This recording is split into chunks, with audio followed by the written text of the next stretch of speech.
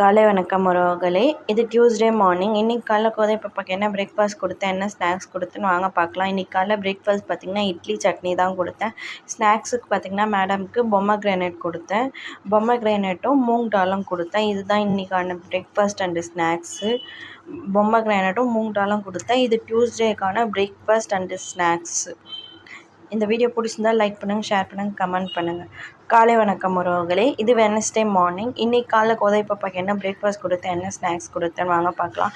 பிரேக்ஃபாஸ்ட்டுக்கு சம்பா கோதுமை உப்புமா தான் கொடுத்தேன். ஸ்நாக்ஸுக்கு பார்த்திங்கன்னா வீட்டிலே ரெடி பண்ண ஹோம்மேட் சாக்லேட் கப் கேக்கும் வெண்ணிலா கப் கேக்கும் eggless chocolate cup cake, eggless vanilla cup cake, இது ரெண்டும் தான் மேடம்க்கு கொடுத்தேன்.